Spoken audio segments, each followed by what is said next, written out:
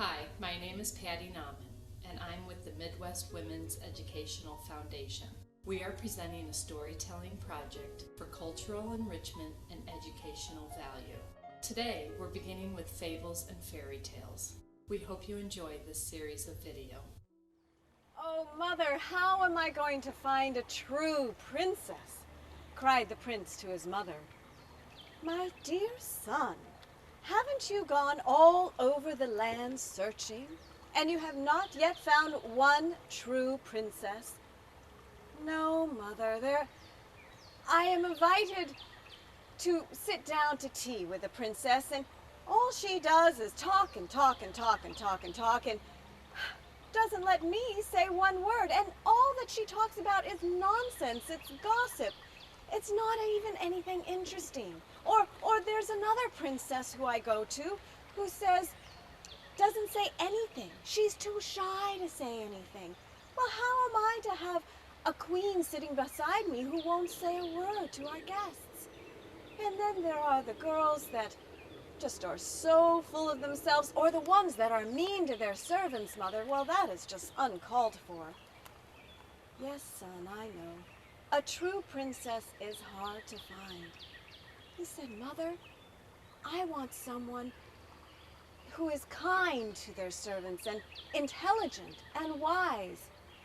I want someone who has a passion of their own, so that when they have their own time, they have a love for something." "Yes, son, all of these things do make a true princess, and will make a good queen in time." "Mother, I'm done. I'm going to search no longer for a princess. That's it. I'll just have to be a king by myself." "All right, my son." And so the queen left her son alone. Well, that night, as they were all sitting down to their dinner, practicing their different languages, which was the way that they ate their meals together so that they knew how to converse with people that might come to visit from different lands, there was a big storm. They heard thunder and saw the lightning in the window, and the rain came down. And then there was a knock, doo, doo, doo, at their door. Their butler went to answer it, and there, standing in the doorway, was a wet young lady. Her hair streamed down her face in wet circles, and her clothes were all drenched from the rain, and she carried a small artist's satchel with her. "Young lady, the servants' entrance is around the castle to the left." "I am no servant, sir. I am a princess. I was out visiting my friends in the country and had gone for a walk so I could paint. And I got caught in the rain, and I saw your lights in the window. Please, may I come in?" "Come in." As she stood there, dripping wet on the doorway, he called to the Queen Mother and whispered in the Queen Mother's ear, "Ma'am, there seems to be a young lady at the door. She says she's a princess. Should I let her in?" "Why, yes, of course." And so the young lady came in, and she was brought up to one of the bedchambers, given lovely clothes to change into, and came down to dinner. As she began to converse with the family during dinner, she did seem to have fine manners, and she always said please and thank you to whoever was serving her. And when the family began to speak in Russian, she was able to speak in Russian. When they began to speak in French, she spoke in French. And she also told them about her day and her passion for art and drawing and being out in nature. Well, the Queen Mother could see that her son was beginning to enjoy this young lady. He listened attentively to her, and she to him. Well, as the evening passed and their conversation was good, it became time to retire for the evening. They said their good nights, and the Queen Mother slipped something under the young girl's mattress. In the middle of the night, the young lady She laid herself down, and it was if, oh, there was a great pain in her back. She switched to the side, and oh, another great pain in her back, and she could not get comfortable. Oh, how am I ever going to rest? I am so tired. She thought maybe all she needed was a little extra mattress, and so she snuck to one of the other rooms by candlelight and dragged another mattress and laid it there. Feather mattresses are not so heavy that a young lady could not carry them. And she laid it down, and she laid down again. Oh, ow!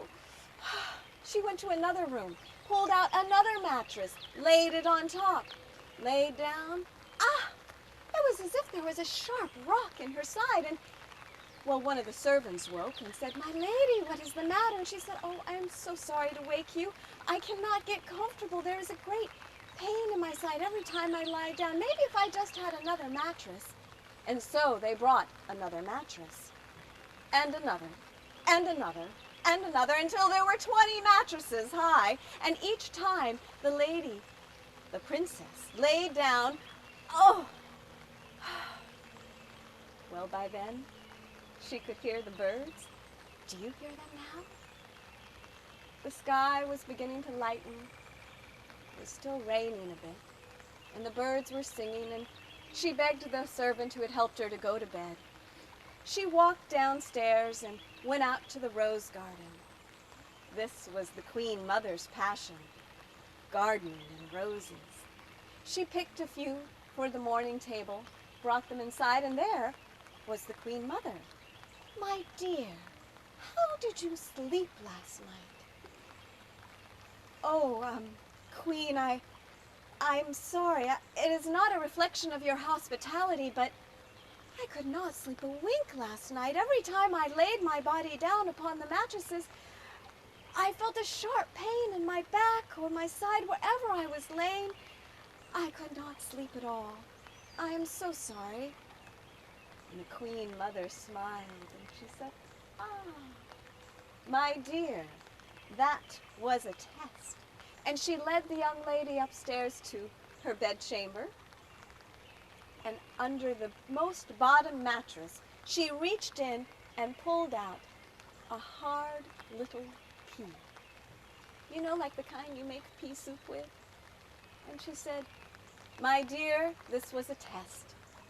For only a true princess is sensitive enough to feel a pea under her mattress. And so I know now that you are a true princess. And my son is quite enamored with you. And if it is your wish, you two may be married."